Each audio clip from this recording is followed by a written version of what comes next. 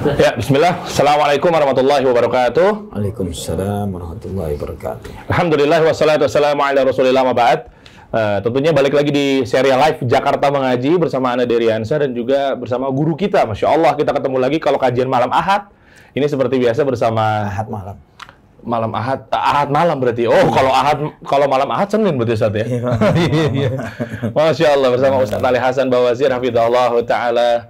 Bagaimana Ustaz? Khair Ustaz ya? Alhamdulillah sehat. Jadi kamu sehat? Sehat, alhamdulillah. Tambah ganteng. Iya. Masya Allah. Topinya ajib juga. Ajib. Masya Allah ya. Iya. Tapi Ustaz, semoga Allah selalu jaga antum ya Ustaz ya. Barakallahu fi. Kalau kita ngomongin kajian kita bertemu di sini berarti artinya membahas seputar yang ujung-ujungnya adalah maisha. Iya, nah. Ya kan, sesuai dengan tema kita, dan ini adalah dua platform teman-teman ya, ada di IG Live Jakarta Mengaji dan juga ada di Clubhouse. Nah, jadi tinggal dipantengin aja. Kelihatan kalau di Clubhouse itu adalah judul kajian kita pada malam hari ini. Ya, next level to be better. Nah, jadi ini masih kaitannya sama yang nantinya bagaimana cara mencari nafkah, iya. Ya kan, mengasah iman biar lebih mantap lagi. Kalau kemarin kita udah tipis-tipis permulaannya, kalau sekarang berarti udah mulai pelan-pelan masuk ke kiat-kiatnya. Ditambah lagi nanti kita akan bahas ini, Ustaz, mengenai kan ada video yang viral juga Masjid Nabawi, Masjid Al-Haram gitu kan, bahwa alhamdulillah kabar baik buat umat muslim nih.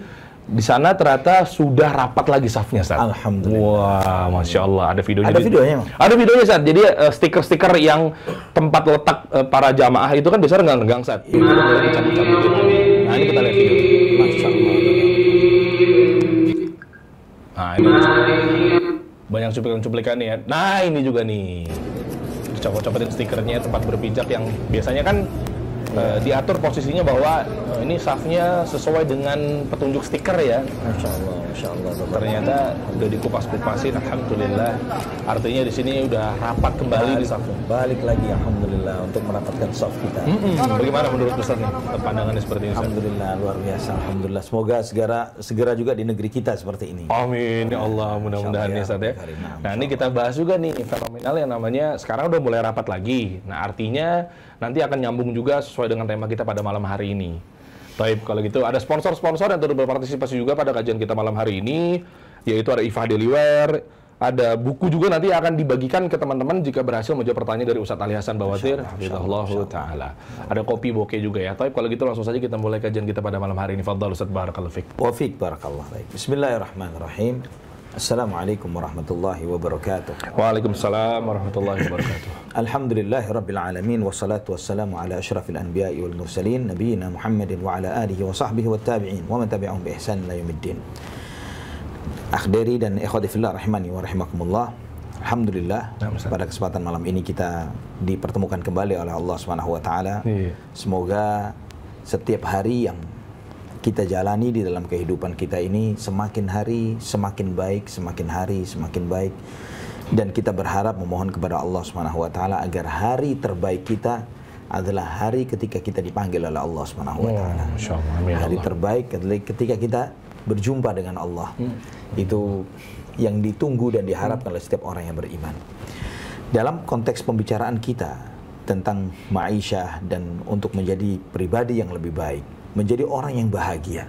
Sebagaimana pada pembahasan sebelumnya kita mempelajari bahwa bahagia itu tidak cukup dengan sukses.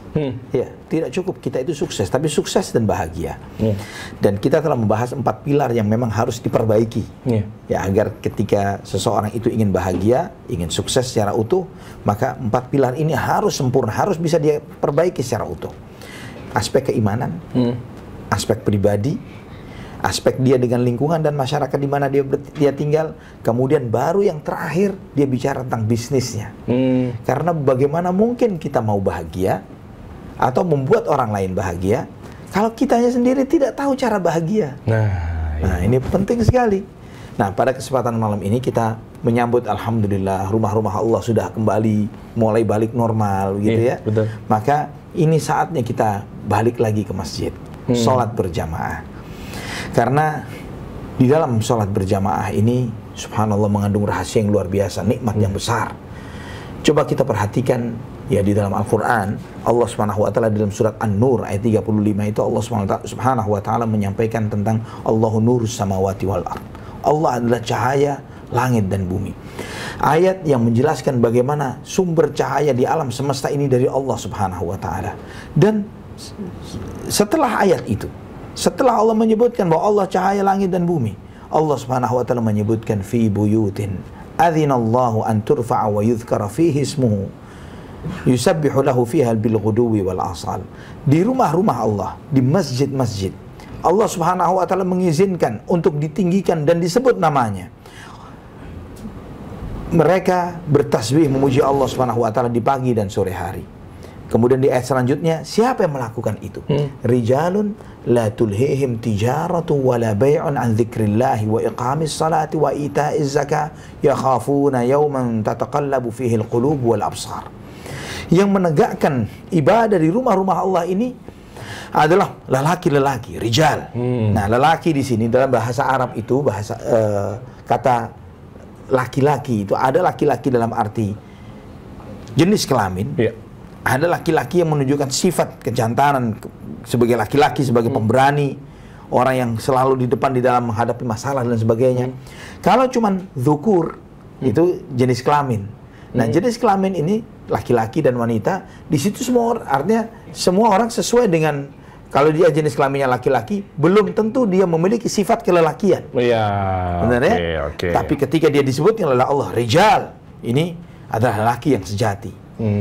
Bagaimana mereka? La tulhihim tijaratu wala bay'un an dzikrillahi wa iqamis salati wa ita'iz zakah. Itu mereka-mereka yang tidak dilalaikan dari perdagangan, transaksi jual beli, dari mengingat Allah dan menegakkan salat dan menunaikan zakat. Yakhafuna yawman tataqallabu fihi alqulub wal absar. Mereka takut dengan suatu hari di mana mata dan hati seseorang itu terbolak-balik pada hari itu. Ayat ini menarik sekali. Kemudian Allah melanjutkan di ayat yang ke-38, liyajziyahumullahu ahsana ma 'amilu wa yazidahum min fadlih wallahu yarzuqu man yasha'u bighairi hisab. Agar Allah Subhanahu wa Ta'ala membalas mereka dengan yang lebih baik dari apa yang mereka perbuat, dan Allah tambah lagi bonus dari karunia-Nya, dan Allah memberi rizki kepada siapa yang Allah kehendaki tanpa hisab. Dahsyat. 3 ayat ini yang diiringkan oleh Allah Subhanahu wa Ta'ala setelah ayat cahaya menunjukkan kepada kita bahwa seorang mukmin di dalam menjalani kehidupannya, kita sadar apa sih tujuan kita hidup? Apa tujuannya? Ibadah. Wa ma khalaqtul jinna wal insa illa liya'budun. Tidak aku ciptakan jin dan manusia kecuali untuk beribadah kepada aku. Kemudian ketika seseorang mengejar kesuksesan, mengejar keberhasilan, dan kemudian dia dikatakan sukses secara materi, tapi gagal dari tujuan utama dia hidup, apakah boleh dikatakan dia orang sukses? Oh, enggak sih. Iya kan? Tujuan dia diciptakan di muka bumi ibadah. Ternyata untuk yang ibadah ini gagal. Sholat subuhnya lewat terus setelah syuruk. Iya. Sholat subuhnya setelah matahari terbit. Iya. Zuhurnya enggak, asar, maghrib, isya enggak pernah kelihatan di masjid. Mepet-mepet lagi jaraknya. Kalah terus. Kadang zuhurnya dikerjainnya jam 3 kurang 15. Nah, itu lagi. Jamak takdim, jamak takhir. Iya, gitu ya. Jamak takdim, biar jamak sekali takhir. wudu katanya. Itu sekali wudu. Nah, ini sholat maghrib sama isyanya jamak juga, begitu ya. Subhanallah. Nah, yang seperti ini apakah bisa dikatakan orang sukses? Orang gagal. Gagal dalam hal yang paling mendasar yang merupakan tujuan dia hidup. Bagaimana bisa dikatakan sukses? Ini harus menjadi introspeksi bagi setiap kita yang mengejar kesuksesan. Jangan pernah bermimpi kita sukses jika tujuan kita hidup sebagai hamba Allah, kita gagal dalam hal itu. Maka perhatikan di ayat 37 di surat An-Nur ini, rijalun la tulhim tijaratun wala bay'un an dzikrillahi wa iqamis salati wa ita'iz zakah. Yaitu laki-laki yang mereka tidak dilalaikan oleh perdagangan, transaksi jual beli, dari mengingat Allah, menegakkan salat dan membayar zakat. Ini rijal. Artinya apa? Artinya jika kita masih kalah karena sayang dengan transaksi yang sedang kita jalani misalnya, masih kita mengedepankan bisnis kita ketimbang salat kita, yakini bahwa kita adalah orang gagal. Yakini kita gagal. Yakini bahwa kita ini bahkan sifat rijalnya ini kurang. Ya, sifat kelelakiannya ini masih kalah dengan syahwat dan hawa nafsu. Seorang laki-laki sejati ini bukanlah cara dia berpikir adalah didahulukan dengan iman dan akalnya, bukan dengan hawa nafsunya. Baik apakah hawa nafsu itu ketika kita bicara syahwat, hawa nafsu cenderungnya kepada lawan jenis. Tidak selalu seperti itu, tapi terhadap dunia, terhadap jabatan, terhadap popularitas, terhadap itu semuanya memiliki kecenderungan dan hawa nafsunya sendiri-sendiri. Luar biasa ayat ini. Bagaimana coba kita melihat bahwa orang yang menjaga sholat berjamaah, mereka istiqamah melangkahkan kakinya ke rumah-rumah Allah. Nabi SAW menjanjikan untuk mereka cahaya yang sempurna pada hari kiamat. Dalam sebuah hadis Nabi SAW bersabda, "Basyir al-masya'ina fi dhulam ila al-masajid bin nuri tami yaum al-qiyamah." Berikan kabar gembira bagi mereka-mereka yang berjalan di kegelapan malam, bahwa mereka akan mendapatkan cahaya yang sempurna nanti pada hari kiamat. Subhanallah, ketika seseorang lebih mengedepankan imannya ketimbang hawa nafsunya, dia bisa mengalahkan keinginan dia untuk tidur lebih lama. Dia bisa mengalahkan itu semuanya ketika ada panggilan hayya 'alas shalah, hayya 'alal falah. Dia bangun dari tidurnya, dia mengalahkan itu semuanya. Ini menunjukkan kekuatan imannya. Mungkin masih ingat ya tentang bahwa mukmin yang kuat lebih baik dan lebih dicintai oleh Allah ketimbang mukmin yang lemah. Masih ingat dengan hadis itu bahwa nilai kekuatan itu bukan dari fisik, tapi dari iman. Berapa banyak yang fisiknya kuat, bisa ngangkat dumbbell luar biasa, ya, tapi untuk membuka kelopak matanya, sholat nggak sanggup. Ini orang lemah. Betul. Ini lemah. Nah, yang seperti ini bagaimana bisa diharapkan dia menjadi seorang yang sukses? Kita oleh Allah Subhanahu wa taala, umat Islam, telah disiapkan untuk menjadi calon-calon orang-orang sukses dunia dan akhirat. Di antara modal dan bekalnya adalah sholat berjamaah. Sholat berjamaah. Dijamin orang-orang yang istiqamah menjaga sholat berjamaahnya, setidaknya dia telah sukses di dalam mengalahkan hawa nafsunya untuk mager, untuk diam, untuk lebih mengalah, ya, lebih mengalah, menerima yang sedikit ketimbang yang banyak. Setiap kita tahu perbandingan sholat berjamaah dan sholat sendiri berapa banding berapa? 27. Kalau 27 ini kita asumsikan, kita belum pernah tahu satunya itu berapa, duanya berapa, 27-nya berapa. Ya. Karena ketidaktahuan kita, subhanallah, lucunya bagi kita ini sebagian manusia ini, ketika terkait untuk urusan dunia, kita tidak akan mau terima. Cuman terima satu, ada potensi 27. Tapi kenapa urusan agama kita, ya yang ini aja sudah dapat kok. Gitu ya. Maka seringkali anak beri analogi begini. Bayangkan jika satu itu maksudnya adalah 1 juta, 27 ada 27 juta. Misalnya, kok malah mengambil yang satu gitu ya? Apa mungkin? Misalnya panitia masjid mengumumkan, barang siapa yang sholat di rumah dapat 1 juta per sholat. Yang sholat ke masjid sekali datang 25 juta, bukan 27 deh, diskon 2 juta buat brokernya misalnya. Gitu ya. 25 juta per sholat kali 5, 125 juta per hari dibandingkan dengan 5 juta per hari. Bakal ada orang yang sholat di rumah? Banjir, masjid banjir, penuh, masya Allah. Ini ketika kita melihat bahwa di sini saja kita sudah dapat untung, sudah dapat kesuksesan, sudah dapat kemenangan luar biasa. Terus ketika kita mengimpikan untuk menjadi orang sukses dan kemudian kita melupakan sumber kesuksesan yang paling mendasar, ya, setelah kita pertama memperbaiki niat, maka kita harus memperbaiki sholat. Karena sholat ini adalah interaksi hubungan kita dengan Allah. Kunci sukses kita di tangan Allah Subhanahu wa taala, keberhasilan kita di tangan Allah Subhanahu wa taala. Jika kita merusak hubungan kita dengan Allah, bagaimana kita menjadi orang yang sukses, apalagi bahagia. Ya, Masya Allah. Masya Allah. Nah, mungkin gini kali, Ustaz. Ada dua faktor memang yang menjadikan sekarang orang-orang jadinya sepertinya malas ke masjid misalnya. Yang pertama, karena memang sudah terlalu nyaman. Zona nyamannya kan sekarang kan gara-gara sholat di rumah, ya kan, sehingga balik-balik nanti dikit-dikit uzur, masih takut gue, masih virus di mana-mana, Masya Allah, masih dimudah-mudahan seperti itu. Ditambah lagi yang kedua, begitu dia mengetahui mengenai ternyata sholat berjamaah itu bukan wajib sifatnya, yang dia tahu mungkin dalil-dalil dari para ulama atau segala macam, yang kayak gitu kan.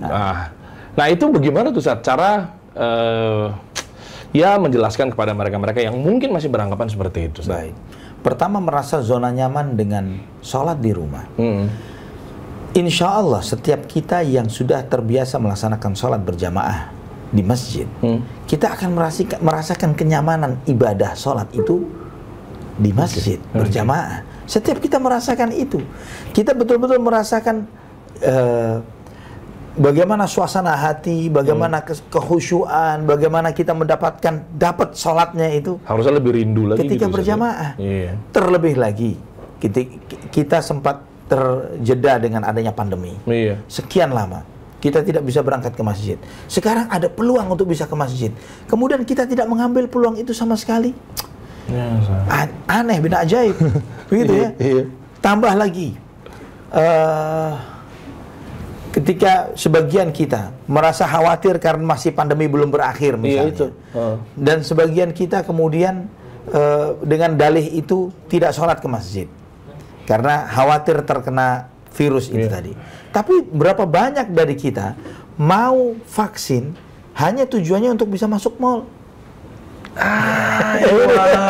Bener, bagus. Saya ingin vaksin tujuannya untuk masuk mall, untuk bisa masuk mall. Kenapa nggak kepikir yang seperti itu untuk ke masjid? Iya. Untuk bela-belain buat kantor. Ya, untuk kantor, mall.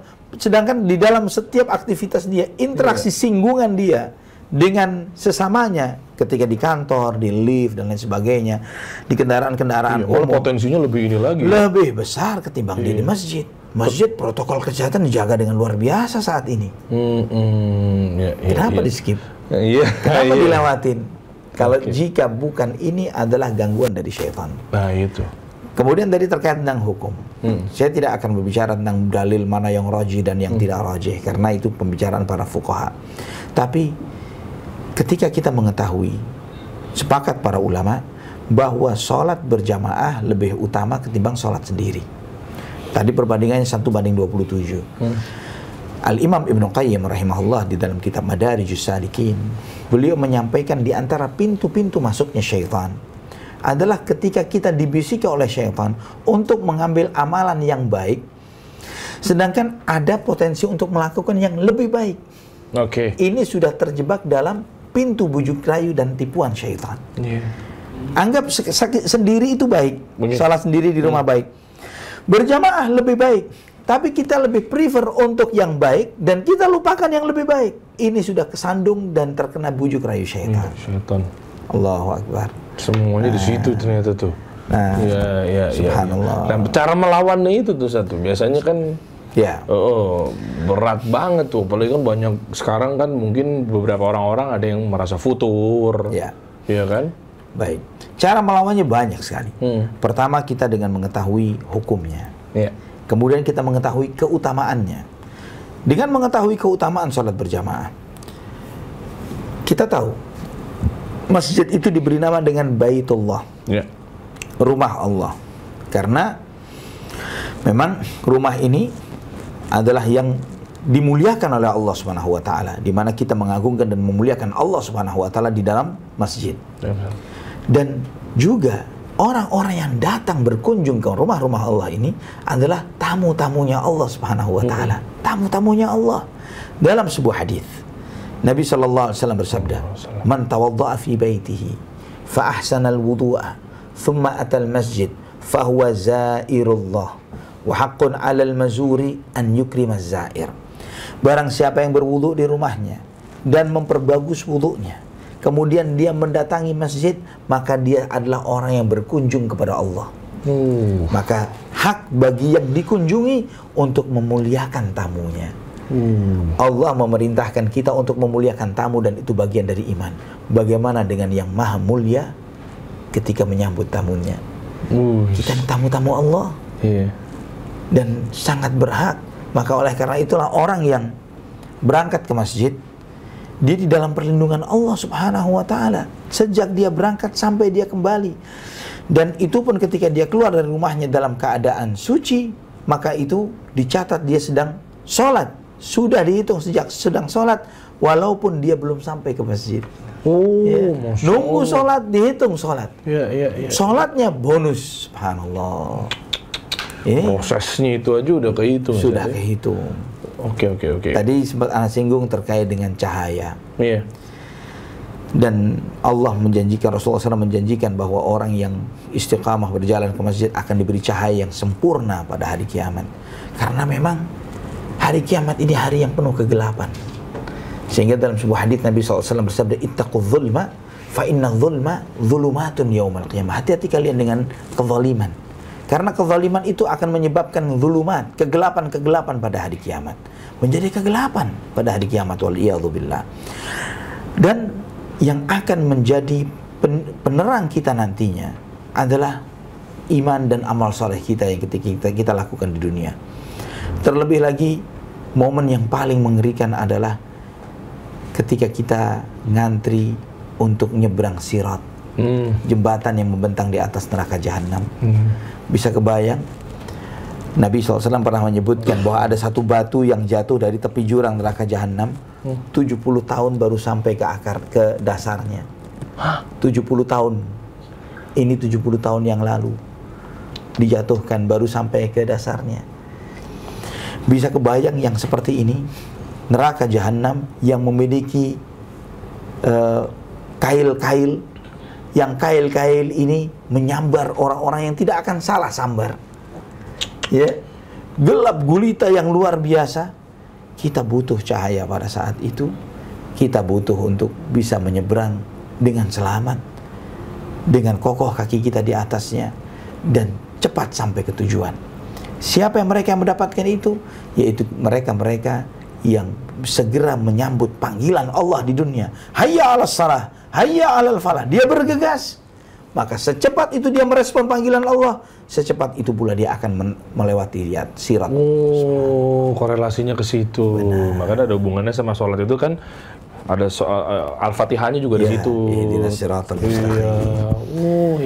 Kenapa juga misalnya Nabi SAW menyampaikan bahwa ada orang yang secepat kilat, sekejap mata, ada seperti pelari, ada orang yang berjalan. Kenapa beragam macam kecepatan orang ketika melewati sirat? Tergantung seberapa cepat dia merespon panggilan kebaikan yang Allah serukan kepadanya.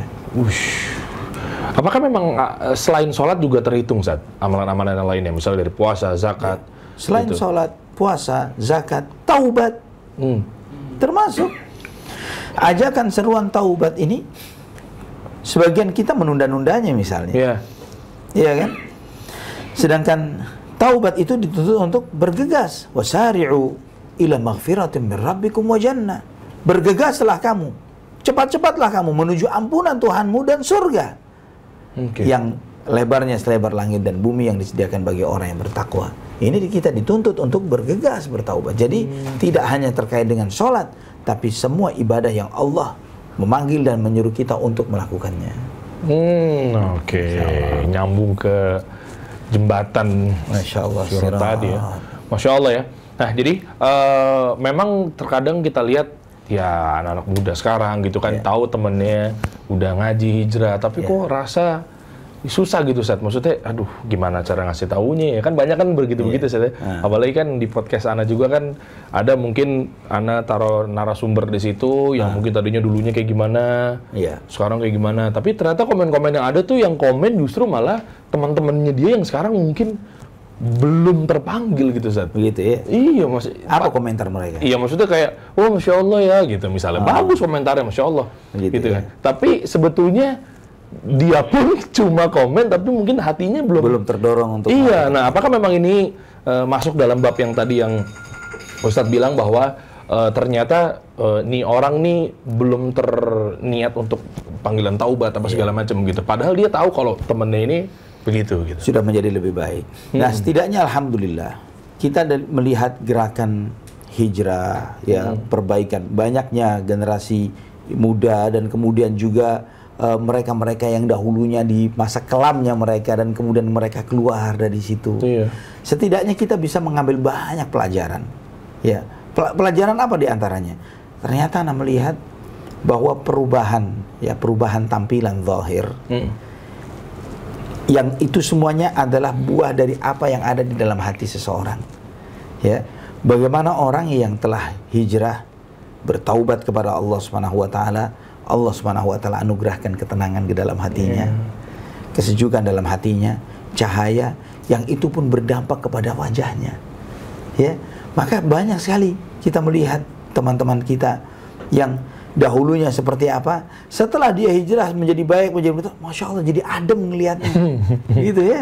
Apakah efek air wudhu yang belum kering, Ustaz? Mungkin bisa jadi kan? Berdampak. Biasanya kan dulunya kan mungkin atau mungkin nanti pakai krem apa gitu ya. Itu skincare. Krim malam serum toner kan kita nggak tahu. Iya. Cuman banyak arti juga pakai krim macam-macam tapi tetap segitunya. Betul. Iya. Nah ini, jadi dampak air wudhu yang dibasuhkan karena iman beda dengan air wudhu yang ya sekedarnya, begitu ya.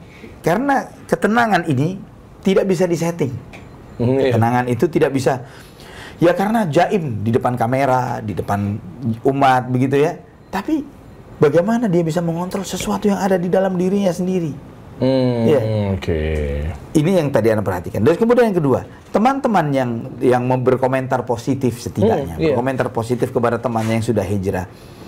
Ini mereka-mereka yang fitrahnya masih ada sinyal kebaikan. Sehingga setidaknya dia melihat, ya alhamdulillah teman anda jadi lebih baik nih, gitu kan. Maka setidaknya dia tidak mencibir, tapi mengucapkan masya Allah, kamu sudah menjadi seperti ini ya, kamu baiknya. Nah, hal-hal yang baik ini, itulah kenapa pentingnya kita viralkan, kita suarakan, kita ramaikan media ini dengan kajian-kajian yang bersifat seperti ini, supaya apa? Supaya daya tebarnya, daya tularnya ini semakin kuat kepada setiap umat, setiap lapisan, terutama anak-anak muda dan remaja yang mereka juga menjadi sasaran empuk bagi semua tawaran-tawaran syahwat, tawaran-tawaran fitnah, ya, syubuhat dan semua bujuk rayu syaitan yang terus ditampakkan melalui media yang kita lihat dan kita simak, yang kita tonton dan yang lain sebagainya. Iya, begitu tuh. Nah, kita balik lagi ke pembahasan mengenai sholat berjamaah lagi nih, Ustaz. Ya kan? Sesuai dengan tema kita pada malam hari ini. Apakah memang banyak masjid-masjid yang belum merapatkan saf misalnya, Ustaz? Iya. Lalu lantas kita ke sana pun juga tetap ngikutin renggang juga ya, Ustaz ya? Iya. Atau bagaimana? Sementara mungkin sudah didominasi sama masjid-masjid yang memang sudah rapat safnya. Tapi ternyata misalnya qadarullah kita mampir di sebuah masjid yang mungkin random, ternyata masih renggang juga nih, Ustaz. Nah, itu bagaimana cara menyikapinya? Seperti di komplek Anda pun masih renggang sampai hari ini. Tapi itu bukan alasan untuk kita tidak ke masjid. Ternyata yang Anda rasakan dengan tetap renggang, datang ke masjid-masjid tersebut, jauh lebih besar maslahat dan manfaatnya ketimbang Anda sholat di rumah. Kita rasakan sendiri deh. Bagaimana ketika kita sholat di rumah, semangat kita untuk sholat sunnah rawatib saja. Iya, itu benar. Qobliyah, ba'diyah. Ketika kita di masjid, tiba-tiba secara automatically kita akan qobliyah dulu ketika ada kesempatan. Ba'diyah, kita tidak akan berdiri begitu saja jalan, kita akan ba'diyah dulu. Kita merasakan nikmat. Ya Allah, ternyata di masjid kita dapat ada motivasi tambahan, ada kekuatan tambahan membuat kita ini semakin ingin beribadah kepada Allah Subhanahu wa taala. Yang itu tidak kita dapati ketika di rumah. Subhanallah. Berasanya beda gitu, Ustaz ya. Iya. Oke. Dan macam-macam ketemu teman-teman yang sudah orang-orang dengan frekuensi yang sudah baik. Ya, orang-orang yang dengan sefrekuensi yang baik. Dan alhamdulillah, Anda boleh cerita sedikit der, bahwa Anda banyak ketemu dengan teman-teman, partner-partner bisnis nih, yang saat ini Anda jalani. Subhanallah, ketemu awalnya dan termasuk peluang-peluang itu, ketemu awalnya adalah di masjid. Padahal bukan untuk cari Itu, begitu ya. Bukan tujuannya untuk cari partner, cari teman. Ya memang karena kita adalah amanah, tanggung jawab yang Allah berikan kepada kita. Kita ke masjid, sholat dan lain sebagainya. Namun setelah selesai sholat, kita saling sapa dengan teman kita, saudara kita. Dan itu memang sunnah Nabi SAW. Bahwa Nabi SAW ketika selesai sholat, beliau menghadap kepada makmumnya. Kemudian beliau SAW memperhatikan siapa yang hadir, siapa yang tidak hadir. Ketika tidak hadir ditanya, mana si fulan? Oh, si fulan sakit ya Rasulullah. Ayo kita jenguk. Ayo begini, begitu dan sebagainya. Itu sering ditanyakan. Ya. Sebagaimana misalnya Thabit bin Qais ketika beberapa hari tidak hadir ke masjid. Nabi SAW tanya, mana Thabit? Kok nggak kelihatan? Ya Rasulullah SAW, dia ketakutan. Ketakutan ya Rasulullah. Kenapa? Ketika turunnya firman Allah dalam surat Al-Hujurat, wala tajhar lahu bil qawli ka jahri ba'dukum li ba'd an tahbata a'malukum wa antum la tash'urun. Dan janganlah kalian meninggikan suara kalian kepada beliau sallallahu alaihi wasallam seperti kalian meninggikan suara kepada sesama yang lainnya. Jangan sampai nanti kamu batal amal ibadah kamu dan kamu tidak menyadarinya. Thabit bin Qais radhiyallahu anhu termasuk sahabat yang suaranya lantang. Ya. Dan dia merasa ayat ini mengena sekali terhadap dirinya dan dia merasa bahwa amal ibadahnya sudah terhapus. Ya, dia hanya kuncian rumah. Maka Nabi SAW pun sampaikan kepada Thabit bahwa dia tidak termasuk ayat ini. Sampaikan kepada dia min ahlil jannah. Dia penghuni surga. Allahu Akbar. Ini pengalaman anak pribadi misalnya. Anak pernah diamanatin untuk menjadi direktur operasional di salah satu pesantren di Sukabumi. Ini ketemu dengan pengurus-pengurus pesantren yang di Jakarta, yayasan ini. Bahkan sekarang anak masih sekretaris yayasan tersebut. Sekretaris Yayasan Pesantren Araya Sukabumi. Ini ketemunya di masjid tanpa disengaja. Ketika antum siapa? Anak fulan begini. Dia tidak tahu waktu itu anak belum ngajar, belum dakwah di sana sini, memang anak pendatang gitu ya. Jadi ditanya antum siapa? Apa aktivitasnya begini? Akhirnya kemudian diajak ke pesantren dan sebagainya dan kemudian diminta untuk beberapa orang di pengurus pesantren kenal dengan anak. Gitu ya. Akhirnya diminta untuk jadi direktur operasional di pesantren itu dan sempat tinggal di pesantren itu selama setahun di sana. Masya Allah, ketemunya di situ justru. Di masjid dan kemudian berkembang menjadi beberapa pekerjaan dan lain sebagainya sampai sekarang pun demikian. Ya, sampai sekarang pun bahwa ternyata anak ketemu partner anak yang sekarang anak jalan bersamanya pun awalnya dari masjid, dari majelis ilmu. Oh, Masya Allah. Mungkin buat teman-teman yang berpikir ingin mencari investor, datanglah ke masjid. Ya benar dong. Kalau maksudnya kan bentuk ajakannya, itu nggak sih? Kalau niatannya begitu, niatannya jangan begitu maksudnya, gitu. Tapi yakini bahwa ketika kita melakukan sesuatu karena Allah, dunia ini sangat murah bagi Allah, sangat murah. Ya, orang kafir dikasih oleh Allah dengan sangat berlebihan. Jangan sampai kita beramal, sayang kalau kita beramal karena dunia. Karena nilainya dunia bagi Allah tidak lebih mahal daripada sayap nyamuk. Begitu ya, sangat remeh. Jadi sayang kalau kita sholat berjamaah dan sebagainya, motivasinya cuma itu. Tapi yakini, ketika kita berusaha untuk terus baik di jalannya Allah Subhanahu wa Ta'ala, maka dunia yang ikutan ini pasti akan diberikan oleh Allah SWT. Wah, ngikut pasti. Otomatis ya, Ustaz ya? Pasti diberi. Tapi sebetulnya Anda penasaran sih, Ustaz. Ini kan ada korelasinya antara wabah ya, Ustaz ya? Di zaman Rasulullah SAW beserta para sahabat dan lain-lainnya mengenai wabah taun. Nah, itu bagaimana secara transisinya, Ustaz? Dalam artian kita kan di new normal ini kan kondisinya tadi yang namanya, ini masih keterkaitan sama tema kita pada malam hari ini, yaitu biasanya di rumah sholatnya lalu ke masjid. Nah, habitnya kan udah berubah nih, Ustaz. Apakah waktu zaman Rasul itu begitu wabah taun itu pas sempat di rumah kan misalnya gitu sholatnya, pas fase-fase ke masjidnya itu langsung apa pelan-pelan kayak sekarang gini, Ustaz ya? Pelan-pelan, safnya udah mulai tadi renggang, mungkin agak merapat, apa begitu ya? Maksudnya siapa tahu bisa menjadi tolak ukur gitu loh, Ustaz. Masya Allah. Ke masjid-masjid kita atau para DKM gitu. Masya Allah. Di masa Nabi SAW belum pernah terjadi wabah. Terjadi wabah itu di masa Umar bin Khattab. Di masa Umar.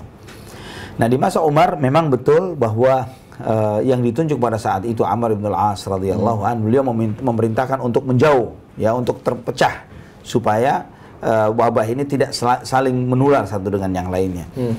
Karena Amr bin al-As mengatakan wabah ini bagaikan api. Ketika kalian berdekatan akan saling tersambar satu dengan yang lainnya. Tapi ketika kalian saling menjauh, maka wabah itu akan sirna dengan begitu saja. Nah, subhanallah, dengan kiat yang seperti ini berhasil beliau untuk menghilangkan wabah ini.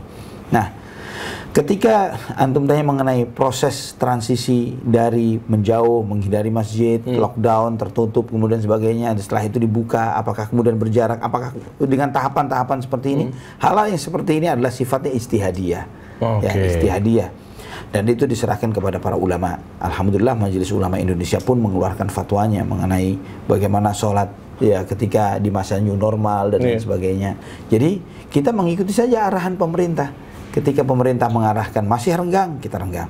Ternyata semoga saja insya Allah ketika melihat bahwa perkembangan wabah ini semakin berkurang dan hilang dari negeri kita, maka insya Allah kebijakan pemerintah akan mengarahkan kembali sebagaimana kebiasaan dan sunnah ibadah kita ketika kita melaksanakannya dengan sholat berjamaah secara rapat. Gitu. Ikuti arahan gitu. Ya, ikuti arahan pemerintah. Itu lebih safe-nya daripada kita bersinggungan dengan takmir masjid. Ya, gitu. Kadang kan begitu. Ya kan ada aja masih syubhat-syubhat. Ini gimana nih? Masa lebih takut ketimbang begini? Ada yang bilang juga mazhab WHO. Ya, panjang tuh urusan tuh. Renggang apa masih rapet nih? Bagaimana nih? Iya kan? Begitu-begitu, Ustaz. Sehingga jadi sama DKM tuh jadinya perang terus. Ya, kita harus wajib paham lah bahwa ini kan konteksnya seperti diibaratkan oleh para ulama seperti sholat khauf. Sholat khauf itu dalam konteks perang. Ya. Ketika perang, sholat khauf dengan musuh yang teridentifikasi dari arah sisi mana, kita dibolehkan sholat sambil berkuda, sambil jalan kaki. Otomatis dalam konteks sholat dengan berkuda atau berjalan kaki dan lain sebagainya, tidak ada istilah soft rapat dan lain sebagainya. Begitu ya. Dalam kondisi sholat khauf. Bagaimana dengan konteks yang sekarang ini? Musuh itu unpredictable. Wabah, virus. Betul. Kita tidak bisa memprediksinya dari sisi mana. Ya, wallahu a'lam bishawab. Ini diantara landasan ijtihad para ulama terkait tentang merenggangkan sholat. Wah, Masya Allah. Syukran Ustaz, jazakallah khair. Taib, ini buat teman-teman yang baru bergabung ya. Jadi nanti bisa tanya jawab. Kita mendengarkan kajian kita pada malam hari ini yaitu bersama Ustadz Ali Hasan Bawazir hafizahullah taala, yaitu terkait sama tema yang namanya next level to be better. Nah, jadi buat teman-teman bisa langsung bertanya kali ya. Sekiranya ada yang mungkin belum jelas dalam artian, wah baru diikut pertengahan nih Ustaz. Masya Allah. Nah, masih ingin bertanya, penuh tanya dan lain sebagainya, belum jelas. Fadol, langsung aja chat aja di kolom komen atau tanyakan di Clubhouse. Tapi kalau untuk satu ini insya Allah sih udah jelas. Terkait sama pakaian-pakaian yang dipakai kalau pengen tampil modis tapi tetap syar'i. Begitu ya. Ini udah jelas pilihannya cuma sama Masya Allah. Masya Allah. Cocok ini apa? Cocok ini kan. Ini sih udah gak ada keraguan lagi insya Allah. Iya. Tuh, jadi buat teman-teman intinya adalah kita tampilkan di bawah tuh ya, ada gambar-gambarnya apa segala macam.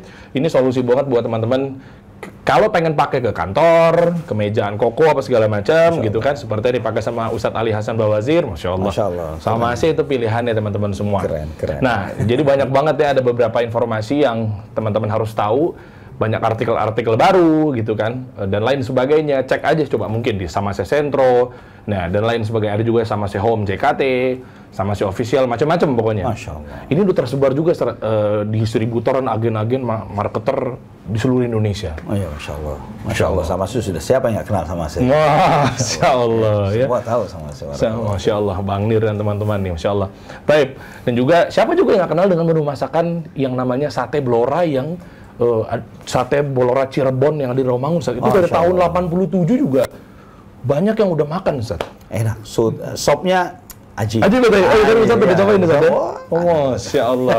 Banyak. Nah, jadi buat teman-teman, kita lihat lagi di bawah tuh kalau pengen makan siang, makan malam, apa segala macam yang di Rawamangun dan sekitarnya, atau nggak mungkin di GoFood, GrabFood juga insya Allah udah ada ya. Instagramnya Sate Blora Cirebon 1987. Baik, kalau gitu kita langsung masuk ke kolom komen. Kita baca di IG Live dulu, ada dua platform kajian kita pada malam hari ini, ada di IG Live dan juga di Clubhouse Jakarta Mengaji. Ada pertanyaan dari Emir Hani Ferano. Ustadz, bagaimana memahami tujuan penciptaan manusia berdasarkan dalil surat Az-Zariyat ayat 56 karena populer juga statement manusia diciptakan untuk menjadi khalifah di muka bumi berdasarkan Al-Baqarah ayat 30. Firman Allah, inni ja'ilun fil ardi khalifah. Aku menciptakan di muka bumi khalifah. Khalifah ini seringkali dipahami dengan salah oleh sebagian kita. Kata khalifah itu kemudian muncul istilah khalifah Allah di muka bumi. Pernyataan khalifah Allah di muka bumi ini tidak ada dalam Quran, tidak ada dalam hadis. Ini hanya statement dari sebagian dai, sebagian ustadz, sehingga mengatakan manusia adalah khalifah Allah di muka bumi. Sedangkan semua para ulama ahli tafsir ketika menyebutkan inni ja'ilun fil ardi khalifah, aku menciptakan khalifah di muka bumi, adalah generasi yang silih berganti. Alladzi yakhlufu ba'dhum ba'dha, yang silih berganti. Satu generasi digantikan dengan generasi yang berikutnya, diganti dengan generasi berikutnya, diganti dengan generasi berikutnya, demikian. Maka oleh karena itulah misalnya Abu Bakar As-Siddiq radhiyallahu an, beliau disebut dengan khalifatu Rasulillah, pengganti Rasulullah sallallahu alaihi wasallam. Jadi bukan khalifah Allah, tapi khalifatu Rasulillah, pengganti Rasulullah sallallahu alaihi wasallam. Sedangkan siapa yang menggantikan Allah di muka bumi? Tidak ada. Maka ada sebagian ulama yang mengingkari statement khalifah Allah di muka bumi. Ya, di antaranya Syekh Muhammad Nasiruddin Al-Albani rahimahullah. Beliau menyebutkan bukan kita ini khalifah Allah, malah sebaliknya Allah lah yang menjadi khalifah kita. Seperti dalam doa safar, Allahumma antal khalifatu fil ahl, ya Allah engkau adalah khalifahku di keluargaku.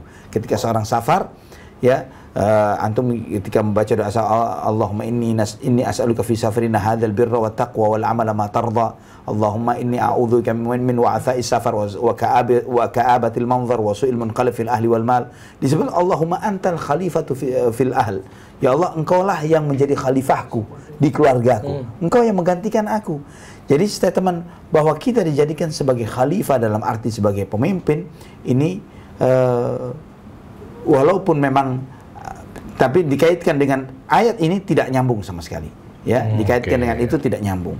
Dan itu pun juga anggap bahwa itu adalah makna dari khalifah, karena sebagian fuqaha menjadikan ayat ini sebagai salah satu hujjah harusnya diangkatnya seorang pemimpin, ya.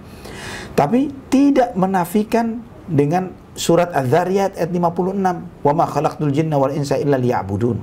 Kenapa tidak menafikan hal tersebut? Karena fungsi kepemimpinan yang diberlakukan di muka bumi bukanlah kepemimpinan yang berdiri di atas otoritas kesemena-menaan, ya, kezaliman, tapi bahwa ini sebagai sebuah amanah yang akan dimintai pertanggungjawabannya oleh Allah Subhanahu wa taala. Nabi SAW bersabda, kullukum ra'in wa kullukum mas'ulun an ra'iyatihi. Setiap kalian pemimpin dan setiap kalian akan mas'ul. Mas'ul itu apa? Dimintai pertanggungjawaban.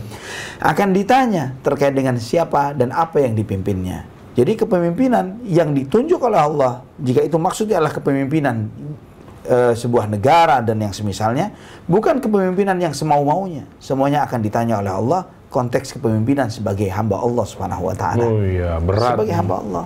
Berat Ustaz. Tidak mudah. Baik Ustaz, syukran barakallahu fiik. Wa fiikum barakallah. Ada juga dari Suwardin, masih di IG Live di kolom komennya ya teman-teman ya. Assalamualaikum warahmatullahi wabarakatuh. Waalaikumsalam warahmatullahi. Ustadz mau tanya, ketika kita sholat dalam kondisi junub, terus kita sadar pada saat ketika selesai sholat. Wah, jadi dia mungkin berpikir kayaknya udah mandi nih, tapi ternyata baru sadar, belum ding. Nah, itu bagaimana Ustaz? Dia mandi, sholat lagi. Mandi, sholat lagi.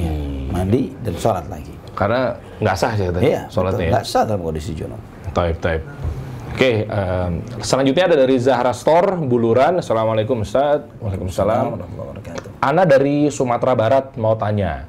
Insya Allah Ana dijodohkan dengan seorang ikhwan yang belum hijrah, bahkan jauh dari Allah. Apakah Anda harus menerima perjodohan dengannya? Syukron Ustaz. Oh, lagi bimbang nih sepertinya nih. Kalau dia jawab dalam arti konteksnya adalah bukan bicara hijrah dalam andai kata dia ini tidak sholat, apalagi misalnya pemahaman tauhidnya bermasalah dan tidak sholat, maka tidak harus menerima perjodohan tersebut. Karena pasangan hidup ini akan menjadi pendamping hidup Anda sampai seterusnya. Tapi kalau lawannya orang tua gimana tuh, Ustaz? Maksudnya lawan bicaranya gitu. Bilang nolaknya gimana, Ustaz?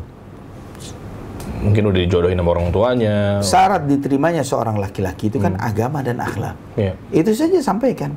bahwa jika misalnya, contoh yang paling buruk ya, meninggalkan sholat, jika dia kepada Allah saja tidak menjaga amanahnya, bagaimana kemudian dia amanahnya anak orang? Iya betul. Gitu, ya. Ngomong ke bapak langsung, oh iya juga kepada gitu. Allah aja berani khianat dia. Masya Allah. Gitu kan? Iya, apalagi dititipin anak orang gitu. Iya, jangan malah makin nggak amanah nih ntar. Lebih nggak amanah lagi, lebih semau-maunya. Iya. Ada juga nasihat salaf terdahulu yang mengatakan ketika ditanya, putri saya ini akan dilamar oleh ada beberapa orang yang minat, mana yang saya pilih untuk calon putri saya ini?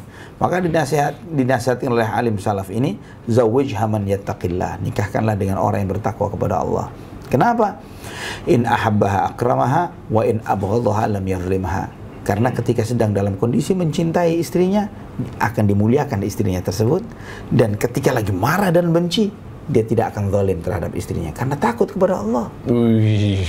Karena takut kepada Allah. Masih ada Ustaz idaman yang begitu, Ustaz, ikhwan kita yang begitu. Masih ada Ustaz. Nengok di sini langsung. Motor pedean ente. Masya Allah. Ada. Sabar. Tadi akhwat kita tenang, ada insya Allah. Main-main Jakarta. Iya, main-main Jakarta mengaji. Di sini sih, betul. Ini perlu di-mention nggak? Abai, Arbi, semua. Kevin enggak, Kevin udah ada. Baru satu ya, insya Allah. Macam-macam ya. Di sini di studio luar biasa, Ustaz. Ini memang bener-bener, iya, ada bener-bener masih jomblo banget. Sampai ada yang takut sama istri, ada juga. Siapa namanya? Oke, gitu. Fadhal, kita masuk ke pertanyaan yang berikutnya, coba. Kita ke Clubhouse kali ya? Clubhouse boleh. Oke, silakan teman-teman. Udah ada yang nanya di Clubhouse, Resen. Coba kita invite ke atas Rizky Risman. Silakan Rizky. Assalamualaikum warahmatullahi wabarakatuh. Waalaikumsalam warahmatullahi wabarakatuh. Ana mau nanya ini Ustaz, kan sepengetahuan anak pernah dengar kita usahakan hindarin sholat di masjid yang ada kuburannya, yang enggak berpisah gitu Ustaz.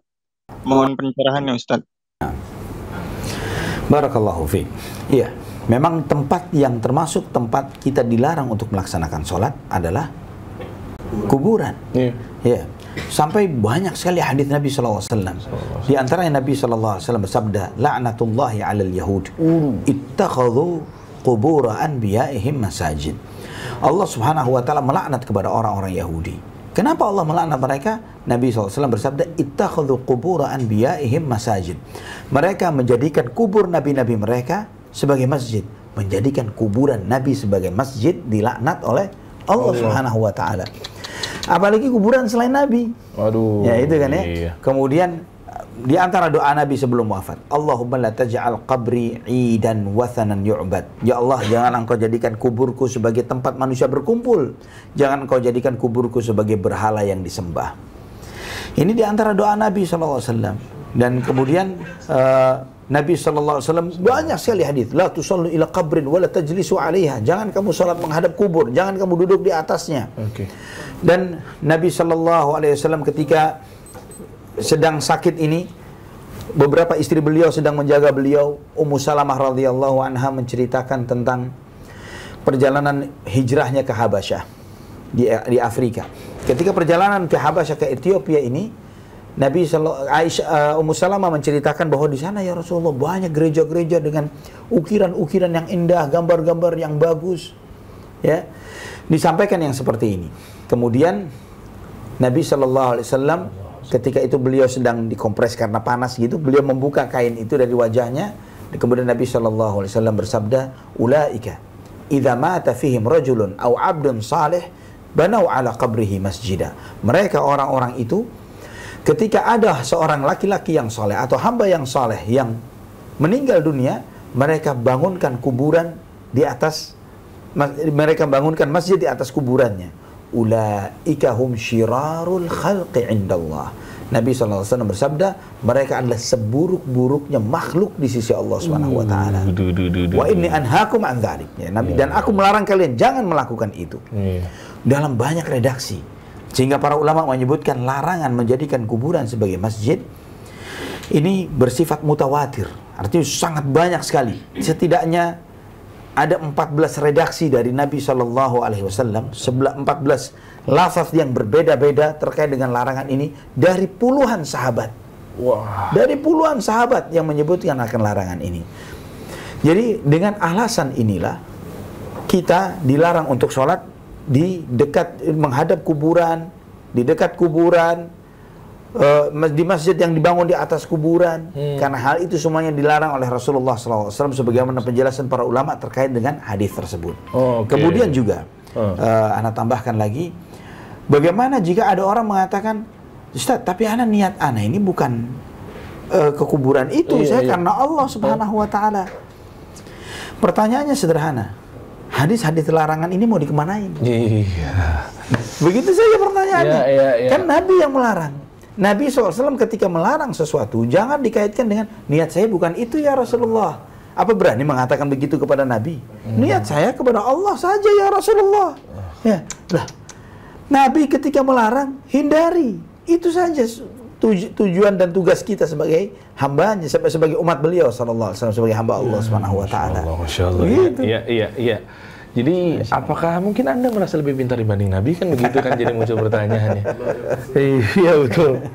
Iya, tapi mungkin kadang kalau ada beberapa guru-guru kita mungkin mengingatkan seperti itu, yang komen tuh netizen tuh ada yang mungkin nggak terima apa segala macam, merasa gimana nih gitu.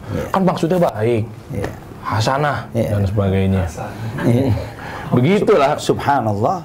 Bahkan kalau kita membaca peninggalan ulama-ulama, terutama mazhab Syafi'i, pembahasan tentang hal ini di kitab-kitab para ulama mazhab Syafi'i sangat luar biasa tegas dan kerasnya. Ibnu Hajar al-Haythami rahimahullah misalnya, di dalam kitab Az-Zawajir an Iqtirafil Kabair, buku yang menjelaskan tentang dosa-dosa besar.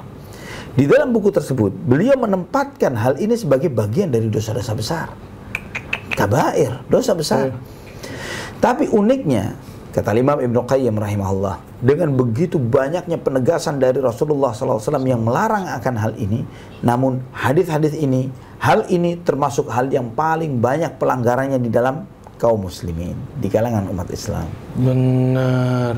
Padahal dari mazhab Imam Syafi'i saja. Di sini kan banyak juga mengaku mazhab Imam Syafi'i, tapi ternyata malah menyalahgunakan. Oke, Taib.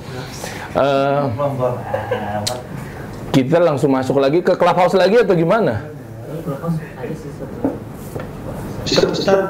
Iya, silakan Rizky. Sudah terjawab? Nah, kan gini, rumah saya kebetulan jarak 3 rumah itu ada masjid. Nah, masjid itulah yang ada kuburannya kan. Nah, sedangkan masjid yang lainnya itu sekitar 2 km gitulah Ustadz. Nah, itu berarti lebih bagus saya datengin yang lebih jauh, nggak jadi masalah itu ya Ustadz. Sebelah mananya Rizky, kalau boleh dikabarkan seperti apa? Maksudnya posisi apakah ada batas?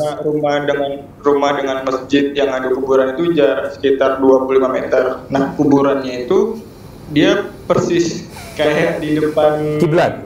Seperti untuk imam itu Ustaz, di balik temboknya itu ada kayak makam keluarga gitulah. Iya. Tidak boleh sholat di sana.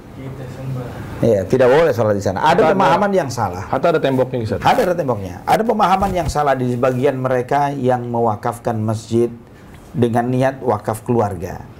Ada sebagian orang, dan Anda pernah ketemu dengan salah seorang yang seperti ini. Orang ini mengatakan, saya sudah membangun sebuah masjid dan saya sudah menempatkan satu tempat untuk bakal makam saya nanti di masjid tersebut. Anda tanya di mana? Di sisi kiblat. Ditaruh di depan mihrab. Loh, kenapa ditaruh di sana? Saya berharap nanti umat Islam akan menyolati saya 5 waktu. Iya. Begini dia menyolatinya selama 5 waktu. Iya. Subhanallah. Inilah beramal tanpa ilmu. Iya. Menjadi yang seperti ini. Nabi SAW melarang kita sholat menghadap kuburan. Malah dia berharap kuburannya dijadikan sebagai tujuan sholat setiap orang yang sholat di tanah yang dia mewakafkan. Aduh, ini kasihan. Anak, ya Allah, gimana menasihati orang seperti ini? Maka harusnya ikhwatal iman, jika Anda bisa memiliki pengaruh terhadap warga sekitar atau pemilik wakaf keluarga ini, Sampaikan kepada mereka, jika Anda berharap masjid ini memiliki keberkahan dan mendapatkan keberkahan dari Allah Subhanahu wa taala, pindahkan kuburannya ke pemakaman umum. Maka masjid ini menjadi masjid yang murni, yang ikhlas kita datang ke sana bukan karena motivasi A, B, C, tapi murni kita ingin beribadah kepada Allah Subhanahu wa taala semata di masjid tersebut. Tidak ada motivasi lain, tidak ada niat lain, Allah Subhanahu wa taala. Masya Allah. Baik, bagaimana Akh Rizky? Sudah kalau ini masjid terus ada tembok pembatas antara kuburan itu boleh, Ustaz? Kalau di arah kiblat jangan. Kalau arah kiblat jangan ya? Jangan, kecuali memang antara kuburan dengan masjid ada jarak lain seperti jalan raya misalnya. Ini nggak ada, Ustaz. Atau sungai atau misalnya, baru itu dibolehkan sebagaimana athar dari Imam Ahmad bin Hanbal. Wallahu a'lam bishawab. Nah. Jazakumullahu khairan. Jazakallahu khair. Barakallahu fiik. Baik, kalau gitu, syukron Akh Rizky. Sekarang kita masuk ke Ahsan. Silakan pertanyaannya. Assalamualaikum. Waalaikumsalam warahmatullahi wabarakatuh. Ana mau tanya, kalau misalkan kita pindahan, kebetulan Ana baru pindahan dari Cikarang ke Bandung, 3 hari saya pertama di Bandung, apakah dihukumi mukim atau safar? Nah, niat pindah rumah itu sudah menghilangkan niat safar. Gitu ya. Kan niat pindah nih. Ketika niat pindah, ketika Anda pindah dari satu kota ke kota yang lain, ketika sampai ke kota tujuan, karena niatnya pindah, di hari itu sudah statusnya sebagai mukim di kota tersebut. Iya kan? Jadi tidak mendapatkan rukhsah sebagai seorang musafir. Karena memang dia sudah niat pindah. Oke. Kata hari pertamanya dia, Ustaz? Walaupun hari pertamanya. Oke. Bagaimana Ahsan?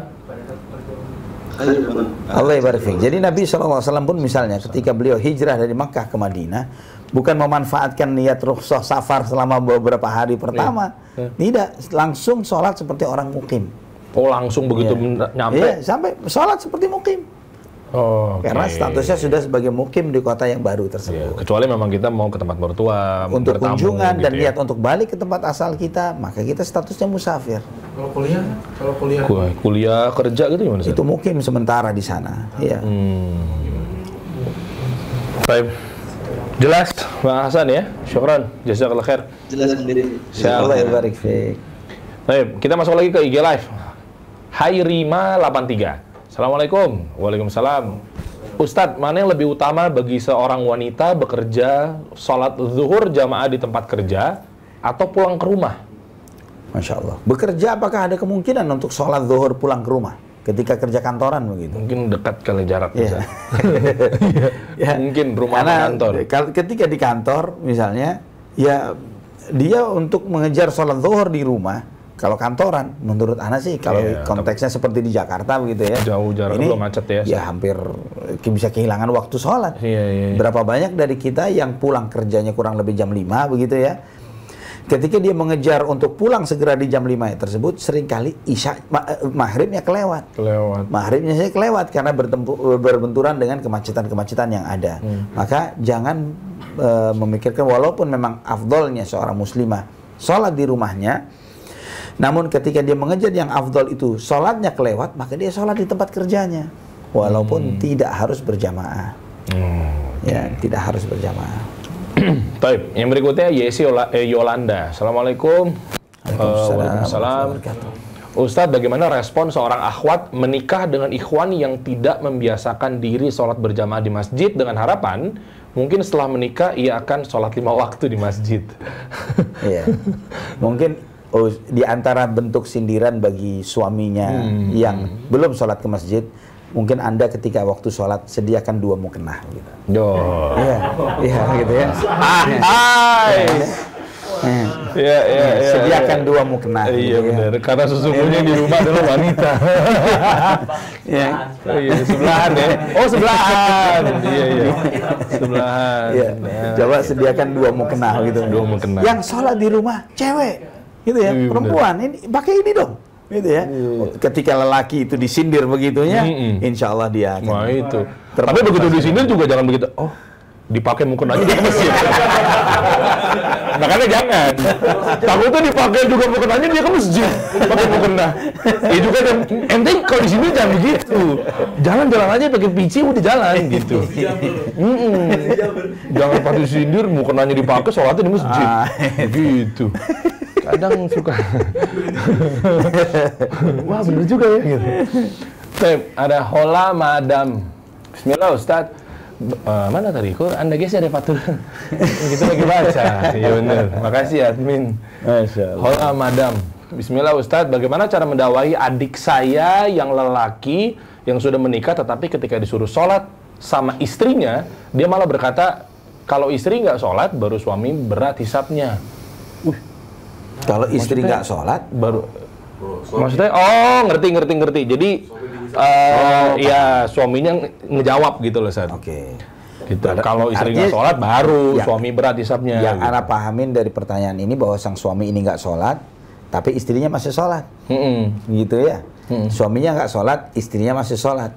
Yang diberatkan oleh suami ini adalah dia menurut dia beratnya saya itu kalau istri nggak sholat. Kalau dianya nggak sholat, oke lah gitu ya. Tapi ketika istrinya nggak sholat, itu yang berat. Aneh banget. Gitu ya. Jadi kalau nggak sholat, nanti merasa nggak dihisap gitu. Tapi Allah sendiri qu anfusakum wa ahlikum nar, jaga dirimu dan keluargamu dari api neraka. Yang pertama prioritas siapa? Dirimu. Iya kan? Ketika kita naik pesawat terjadi turbulence begitu ya. Kemudian keluar oksigen. Kita selamatin orang lain atau diri kita dulu? Ya, ketika kita bawa anak begitu. Iya, aturan internasional nih. Yes, betul. Aturan internasional mengajarkan selamatkan dirimu dulu, baru orang lain. Ya, ini bisa kebalik seperti itu.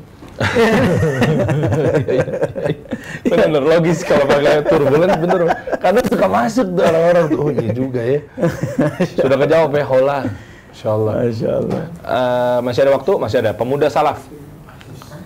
Masya Allah. Assalamualaikum. Keder juga pemuda salaf yang nanya kan. Pemuda salaf, Masya Allah.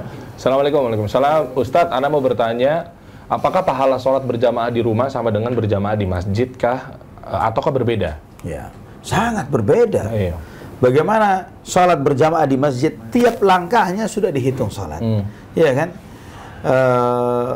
Setiap langkah orang yang berangkat ke masjid, satu langkah mengangkatkan derajat, satu langkah mengampuni dosa.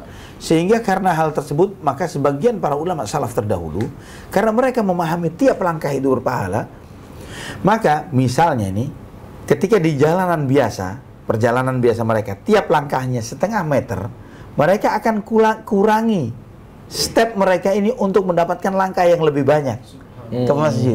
Ini diantara fikihnya para sahabat supaya semakin banyak dosa yang diampuni dan semakin tinggi derajatnya di sisi Allah Subhanahu wa taala. Ya. Ini bagaimana fikihnya para sahabat radhiyallahu anhum di dalam memahami hadis-hadis Nabi sallallahu alaihi wasallam. Bela-belain tuh ya. Iya.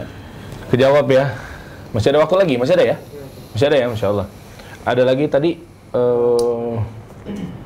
mana yang Airboy, bukan tadi ya, yang coba ada lagi, coba ke bawah, ya itu boleh. Endang Wahyu, bukan? Iya, boleh. Endang Wahyu. Assalamualaikum Ustadz. Waalaikumsalam. Saya mau bertanya, bagaimana meyakinkan diri saya bahwa dia memang jodoh yang terbaik dari Allah? Masya Allah. Ada yang nanya begini-begini nih.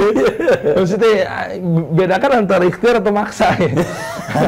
Dia pasti jodoh ana nih, begitu. Yang ana tidak tahu ini meyakinkan diri terkait dengan jodoh yang sudah jadi atau yang belum jadi. Sepertinya gitu yang ya? belum kayaknya.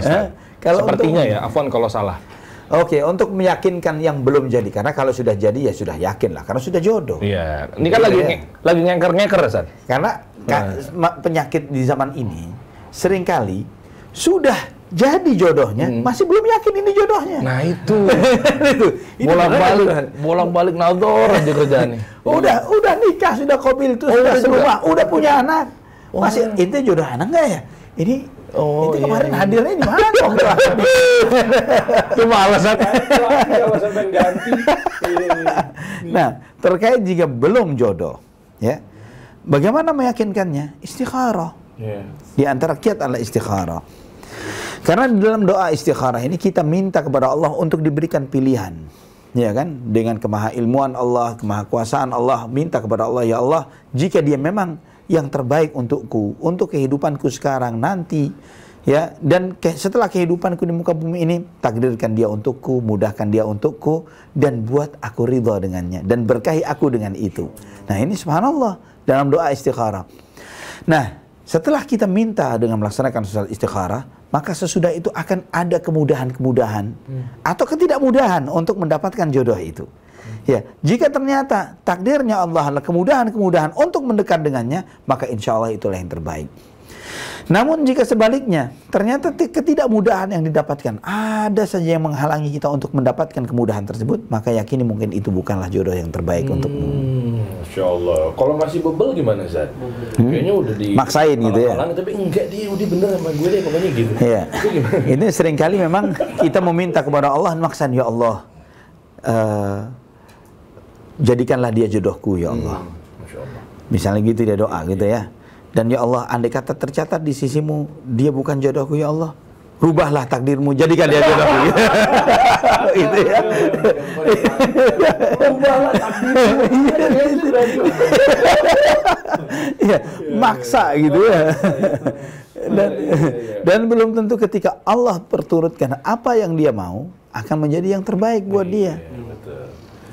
Betul. Bahkan ada fenomenal juga nih, Ustaz. Ada yang mungkin zaman sekarang karena memang ramainya sosial media, jadi banyak baper-baper terjadi, Ustaz. Seperti apa mungkin itu? akun ini sama akun ini melihat kayaknya nih akun ini adminnya akhwat, pokoknya merasa akun ini bahwa kayaknya gue udah nyaman banget sama akun ini. Yang kayak gitu-gitu, Ustaz. Maksudnya Begitu ya? Ada begitu ya? Ada. Masya Allah. Di sosial media kan, yang laporan DM kan banyak banget teman saya. Oh, begitu ya? Kesannya saya itu hakim gitu. Ada aja yang laporan gitu. Maksudnya gimana ya? Gara-gara mungkin dia melihat postingan seperti ini, taunya dia tahu adminnya akhwat, kelihatan mungkin dari sarung tangan hitamnya gitu kan.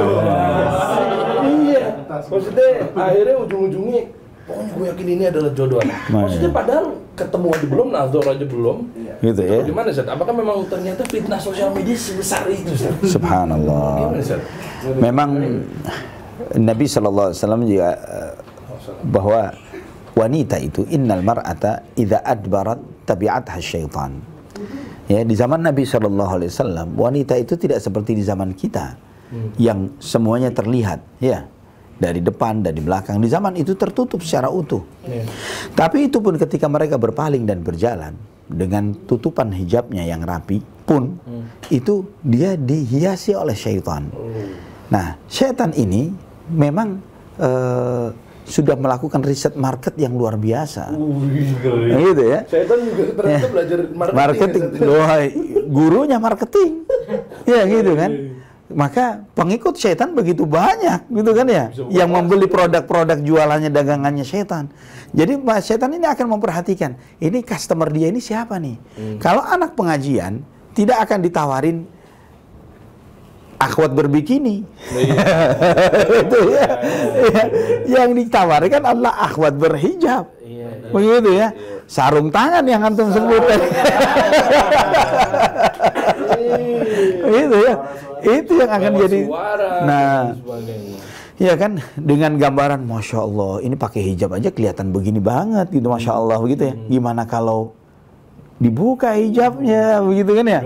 Ada bayangan syaitan yang seperti ini. Ya demikian pula dengan akhwat, terkadang melihat postingan-postingan si fulan ya, fulan ya, ikhwan gitu ya. Masya Allah, ini postingan-postingannya soleh banget nih. Padahal semua produk copas semua nih. Itu ya. Ambil cuman itu pun plagiat lagi gitu ya. Ambil dari si fulan, dari ini, dan dihapus sumbernya begitu ya. Karena melihat bagus kemudian dimunculin. Terus kalau seakan-akan ini kelihatan orang admin di balik akun ini soleh banget ini. Ini ikhwan banget ini. Insyaallah anak bisalah sharing surga dunia akhirat ya. Sharing surga dengan ya. Ini kan sebelah.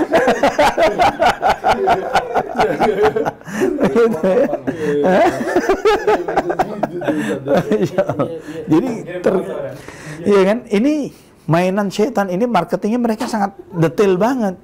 Jangan sampai kita mudah tertipu dengannya seperti itu. Akun-akun yang ada ini sebagian besar adalah tipuan. Ya, dan memang dengan adanya media-media sosial yang ada membuat seseorang itu dengan gampangnya pakai topengnya. Sehingga membuat kita lupa bahwa kita ini bukan bertransaksi dengan manusia. Kita ini bermuamalah dengan Allah Subhanahu wa taala, yang Allah Subhanahu wa taala yang Maha menilai sebagaimana sebenarnya kita. Soleh, benar, atau pura-pura atau kelihatan soleh di depan orang. Wallahu a'lam bishawab. Syukran saja, jazakallah khair. Iya, masih mending sih, tapi begitu walaupun nggak boleh, apalagi sampai ada memaksa, penasaran isi di balik cadarnya seperti apa kan gitu. A'udzubillah. Oke. Cukup. Oke, cukup ya, masih ada lagi? Dua lagi, boleh, siap. Insyaallah. M_Narakama. Assalamualaikum Ustadz. Waalaikumsalam. Izin bertanya, bagaimana hukum akhwat yang bekerja di kantor yang dalam satu ruangan terdapat beberapa akhwat dan ikhwan atau tercampur? Hanya dipisahkan meja kerja saja. Nah, sebaiknya yang seperti itu usulkan untuk dipisah ruangan. Ya, supaya tidak terkena ikhtilat, ya. Tidak berbaur dalam satu ruangan dengan lawan jenis, karena fitnah syaitan ini terus. Ya. Bayangkan dengan suara saja sering seseorang itu terfitnah. Ya kan? Memang kecenderungannya laki-laki menyukai wanita dan demikian pula sebaliknya. Iya kan? Terkadang ucapan jazakallah atau jazakillah khairan pun bisa jadi fitnah. Waduh. Benar ya? Kadang seperti itu. Masya Allah, ini baik banget ini jazakallah khair. Perhatian banget sih fulan, begitu kan ya? Pakai emoji senyum lagi. Aduh. Itu padahal dari apa namanya DM dan sebagainya, begitu ya. Apalagi ketika interaksi langsung. Iya. Tindakan sederhana, misalnya menyodorkan sesuatu, memperbaiki kursi, hal-hal remeh, bisa di situ pintu masuknya syaitan. Apalagi interaksi yang non-stop dalam 8 jam sehari. Begitu ya, 8 jam. Terkadang fitnah itu terjadi di tempat kerja, ini jauh lebih ekstrim dan mengerikan ketimbang di luar tempat kerja. Terkadang juga dan tidak sedikit ya, kerusakan rumah tangga itu terjadi di tempat kerja, akibat di tempat kerja, interaksi yang tidak ada batas antara ikhwan dan akhwat. Karena apa? Seorang wanita, dia berangkat ke tempat kerjanya, dia tidak akan berpenampilan seperti ketika dia di rumah. Dengan daster seadanya, dengan tampilan seadanya. Dia pakai pakaian yang terapinya, yang paling bagusnya. Yang laki juga sama seperti itu. Dalam kondisi yang terbaiknya. Ketika dia pulang, yang di rumah ketemu lelahnya, kucelnya. Gitu ya. Ketemu lusuhnya. Jadi ketika melihat yang di rumah, ya seperti itu. Ketika melihat temannya di kantor, wow. Ya, juga tipu daya syaitan yang luar biasa dalam hal ini. Betul. Ya, disitulah masuknya fitnah. Waduh. Allahul musta'an. Makanya kalau misalnya udah rasa dasternya mungkin udah kucel, nih coba nih Ifah Daily Wear nih. Masya Allah. Ini solusi tampil cantik depan suami di dalam rumah. Tuh, nggak salah kalau hostnya antum ini. Nah, gimana kalau kita bagikan saja sponsor kita pada malam hari ini, Ustaz? Begitu ya. Ada yang sekiranya di sini ada codetnya, bajunya udah lusuh, sobek, apa segala macam. Saatnya Anda, para akhwat, mendapatkan ini. Masya Allah. Iya, benar. Ini apa, baju anti pelakor. Iya. Gitu. Nah, kita bagikan. Tahu gitu ya. Punya koleksi banyak. Banyak. Jawa, Jakarta mengaji. Nah, tapi kita urutkan satu persatu aja buat teman-teman ya. Kita buka coba tanya jawab gantian. Sekarang Ustadz Ali Hasan Bawazir akan bertanya kepada teman-teman semua sesuai dengan tema pada malam hari ini. Yang berhasil menjawab nanti akan mendapatkan hadiah. Berarti artinya di sini ada 3 hadiahnya ya? Sama saya juga ya? Sama sih nggak? Berarti buku. Berapa pertanyaan nih? 3 pertanyaan. Berarti di sini 1 hadiah buku. Ini Masya Allah dari Pustaka Imam Syafi'i, penulisnya dari Ustadz Yazid Abdul Qadir Jawas hafizahullah taala, yaitu kumpulan doa. Fadhol Ustadz. Masya Allah. Nah, itu ini luar biasa. Ini kumpulan doa ini diambil dari doa dan wirid. Jadi diambil dari doa dan wirid, dan ini Masya Allah sekali ini. Buku ini berisi tentang doa-doa dari Al-Quran dan Sunnah Rasulullah Sallallahu Alaihi Wasallam. Seringkali kalau kita mengumpulkannya sendiri, kadang tidak bisa mengumpulkannya sendiri. Juga terkadang ada doa-doa tertentu yang luar biasa nilainya di dalam Quran dan Sunnah, tapi kita karena tidak paham, kita lewatin begitu saja. Namun alhamdulillah oleh Ustadz kita, Ustadz Yazid bin Abdul Qadir Jawas, hafizahullah, beliau kumpulkan dalam sebuah buku ini, Masya Allah nih. Masya Allah. Jazakallahu khair. Iya benar ya. Semoga Allah balas kebaikan Ustadz Yazid. Nah ini dia nih. Betul ya, kelihatan sini ya. Nah itu dia tuh kumpulannya. Baik, kalau gitu berarti kita yang pertama langsung berikan buku aja kali Ustadz ya. Hadiah pertama atau mungkin mau kopi dulu. Kopi untuk khusus DKI Jakarta ya? Kopi bokeh ya? Oh gitu. Gitu ya. Clubhouse dulu aja? Boleh. Yuk kita ke Clubhouse dulu. Mau boleh kita buku dulu, kopi dulu kali ya, yang DKI Jakarta dulu aja. Kalau ini kan mungkin buku bisa ke luar daerah gitu istilahnya. Tapi ada satu kopi yang memang lagi zen banget, fenomenal, enak Ustaz. Masya Allah, ini Masya Allah, udah habis duluan nih. Masya Allah memang. Masya Allah, ini harus direfill ulang.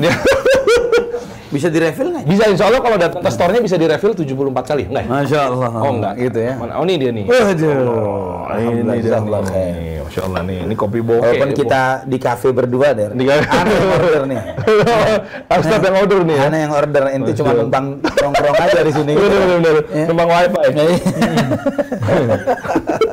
Oke. Ini boleh? Jadi di studio juga ada pelayanan juga ya. Boleh di zoom ke pelayan. Boleh.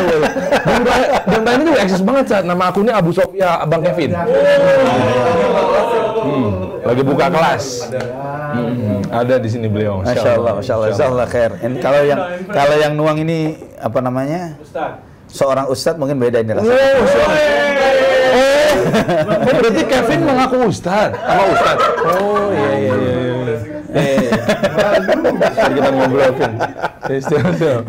Tulisannya gitu kan guru private agama Islam. Tapi silakan pertanyaan yang pertama Ustadz.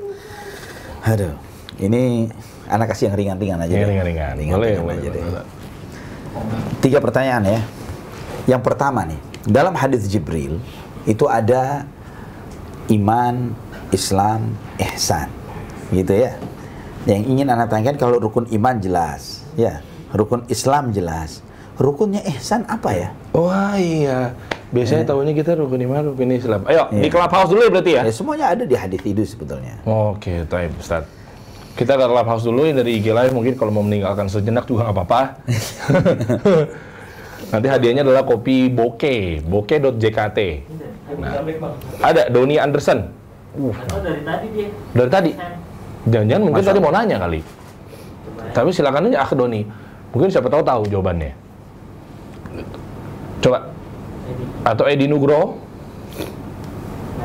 Edi dulu. Siap di Clubhouse. Silakan, Bang Edi. Jawabannya adalah sebutkan rukun ihsan. Waalaikumsalam warahmatullahi wabarakatuh. Dari mana? Mohon maaf. Gabung masuk ini. Ya, Bang Edi dari mana? Mohon maaf. Bang Edi di mana domisilinya? Ada di Bekasi, Kota Bekasi. Bekasi. Baik. Kalau memang berhasil menjawab nanti akan dapat kopi bokeh. Masya Allah. Silakan, Bang Edi. Jawabannya rukun ihsan. Andi baru mengikuti. Tahu jawabannya? Nggak apa-apa kalau memang tahu jawabannya, fadhol. Atau skip dulu? Nah dosa. Ya, taib. Ya, Khair, kalau gitu tadi ada lagi yang berikutnya mungkin? Tadi. Instagram deh. IG Live boleh deh. Ya udah, kita ke IG Live dulu sambil menunggu resen yang ada di Clubhouse. Besertakan ini ya, jawaban dan juga sertakan domisilinya. Nah ini, Abu Sumayyah 29. Ihsan terbagi menjadi 2 macam. Ihsan dalam beribadah kepada Sang Pencipta Al-Khaliq. Ihsan kepada makhluk ciptaan Allah Azza wa Jalla. Belum tepat ya, Ustaz? Belum ya? Fikri. Seakan-akan engkau sholat melihat Allah. Belum tepat. Belum. Lydia May. Ihsan, engkau beribadah kepada Allah seakan-akan engkau melihatnya. Jika engkau tidak melihatnya, maka dia melihatmu. Itu benar. Masya Allah, mabruk, barakallahu fiik. Lydia May. Afwan boleh sertakan domisilinya di mana nanti terkait sama hadiahnya nanti akan dikirimkan kalau memang ternyata DKI Jakarta atau Jabodetabek lah, Bekasi oke lah. Khair. Nanti akan dapat hadiah dari kopi Bokeh, bokeh.jkt. Gimana coba Lydia silakan. Kita tunggu dulu kali ya. Ana di Kalimantan. Oke, mungkin bisa ambil ke Jakarta dia. Gimana nih, Cud?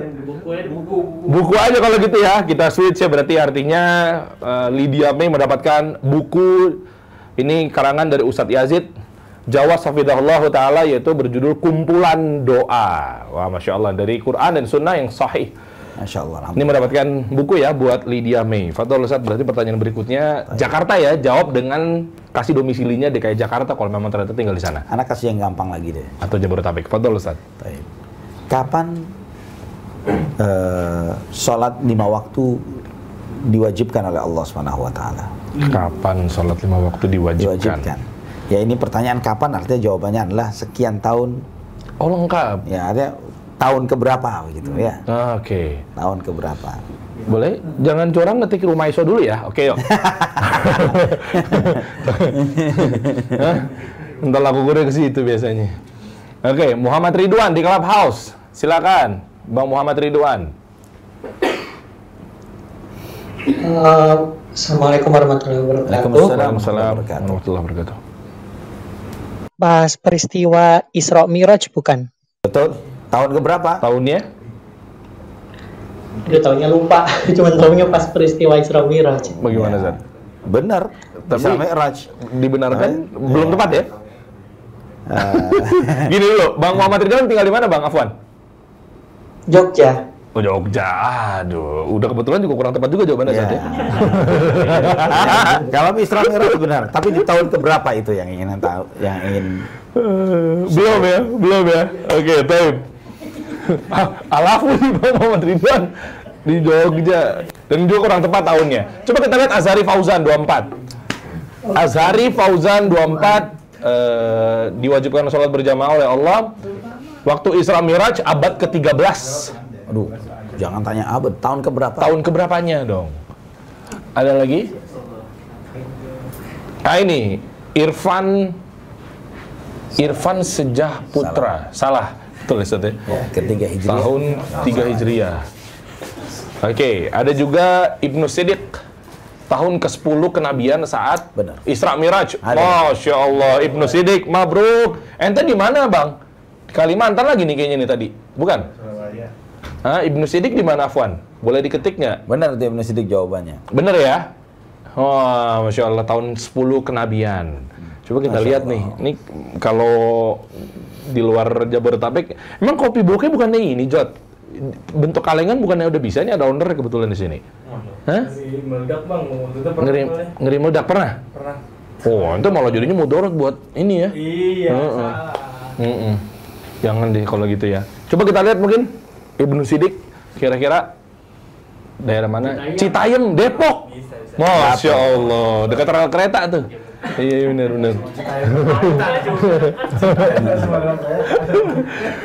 Nggak, Abu Sofia kayaknya sensi banget Abu Sofia. Iya. Oke, mabruk. Barakallahu fiik. Ibnu Siddiq mendapatkan 1 kopi Bokeh, ya. Kopi yang lagi viral, ada campurannya macam-macam ya, ada tonic water. Wah, Masya Allah. Baik, berarti yang terakhir adalah Ifah Deliver, San. Ifah Deliver di mana? Clubhouse atau IG Live? Clubhouse lagi ya, tadi kayaknya Clubhouse belum dapat nih. Yo, dari IG Live bentar. Ada yang pengen mendapatkan Ifah Deliver, ini adalah solusi tampil cantik depan suami di rumah. Jadi buat cewek-cewek, akhwat-akhwat kita nih, bisa nyenengin suami, pahala gitu, Ustaz. Masya Allah. Masya Allah nih, ini baju haram yang kalau dipakai di luar, tapi baju halal dipakai di rumah. Di hadapan suami. Depan suami. Di rumah tapi di depan Gojek gimana? Jangan. Tapi kalau suaminya Gojek gimana, Ustaz? Ya kan nggak tahu. Bisa siapa tahu. Suami kalau kok diketawain sih? Orang cari nafkah loh. Oh iya. Orang cari nafkah loh. Iya bener, siapa tahu suaminya Gojek juga ya. Iya tetap halal. Iya gitu. Mau ada lotus lagi nih, panjang lagi tadi.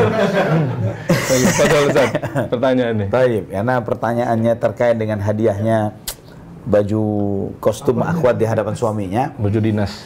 Yang ingin Anda tanyakan adalah, mana lebih utama bagi seorang muslimah, sholat di rumah atau sholat di Masjid Nabawi? Wah, berat nih. Muslimah lebih utama mana? Sholat di rumah atau sholat di Masjid Nabawi? Masjid Rasulullah SAW tuh. Wah, banyak-banyak nih, seperti di Clubhouse. Resan. Yang jawab ikhwan atau akhwat nih? Akhwat itu ada. Kalau ikhwan berarti mungkin buat ngasih istrinya berarti saat Atau mungkin. calonnya mungkin? Calonin. Bahaya nih hadiah antum. Kamu belum jadi udah ngasih hadiah alumnian nih. Farida Hartati, silakan.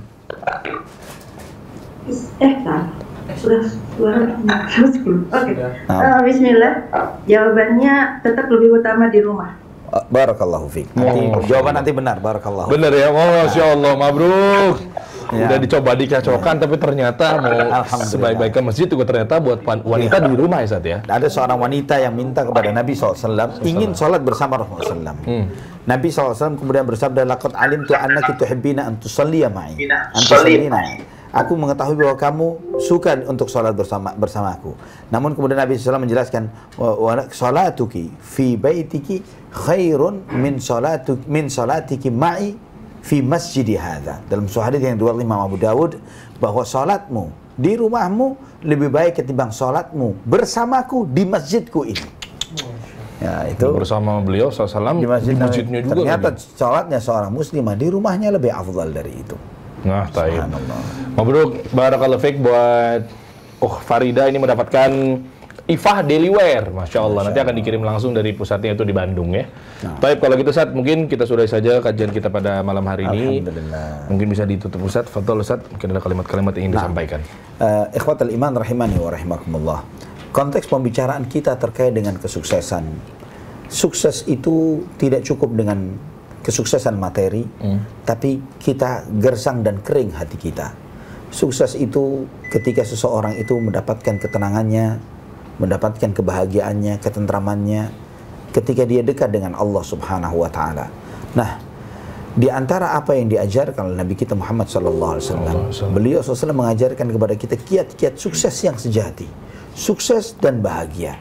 Maka bagi kita semuanya, terutama ikhwan, saudara-saudara kita yang mengharapkan kesuksesan dan kebahagiaan, jaga salat berjamaah 5 waktu.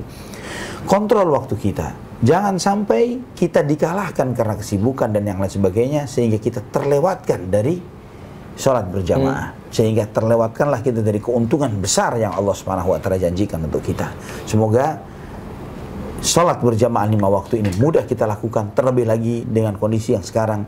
Alhamdulillah, masjid-masjid mulai merapatkan softnya kembali seperti semula. Kita melihat bagaimana informasi tadi dari Masjid Nabawi dan Masjidil Haram. Semoga Allah Subhanahu wa Ta'ala mengembalikan kemakmuran masjid-masjid Allah sebagaimana semula dan membuat kita semakin merasakan kerinduan perasaan yang berbeda. Ya, bagaimana rasanya kemarin kita terhalangi dari datang ke masjid. Saat ini kita mendapatkan kesempatan itu. Jangan sampai kesempatan ini kita tunda dan akibatnya nanti kita menyesal ketika kita telah meninggalkan dunia ini. Allahul musta'an. Wallahu ta'ala ala wa'ala musta'an. Baik Ustaz, syukran jazakallah khair. Insyaallah kita ketemu lagi berarti di Ahad depan ya Ustaz ya. Insyaallah ya Rabb. Masih di serial live Jakarta Mengaji. Semoga nggak bosan teman-teman. Enggak dong, insyaallah dong. Kan temanya selalu menarik-menarik nih Ustaz ya. Insyaallah ya, ada di IG Live dan juga ada di Clubhouse Jakarta Mengaji. Kalau gitu kita tutup saja dengan doa kafaratul majelis. Oh ya, ada informasi sedikit ya. Informasi kalau Jakarta Mengaji baru membuka donasi upgrade peralatan seperti kamera, lensa, dan alat-alat lain. Informasinya ada di bawah ini teman-teman. Kita akan munculkan. Jadi yuk sama-sama kita investasi akhirat lah, investasi langit yang terbaik nih. Insya Allah teman-teman. Nah, silakan aja ceknya nanti atau kunjungin di Instagramnya Jakarta Mengaji. Nanti mungkin ada update-update-nya apa segala macam. Baik, kita tutup dengan doa kafaratul majelis. Subhanakallahumma bihamdik, asyhadu an la ilaha illa anta, astaghfiruka wa atubu ilaik. Assalamualaikum warahmatullahi wabarakatuh. Assalamualaikum warahmatullahi wabarakatuh.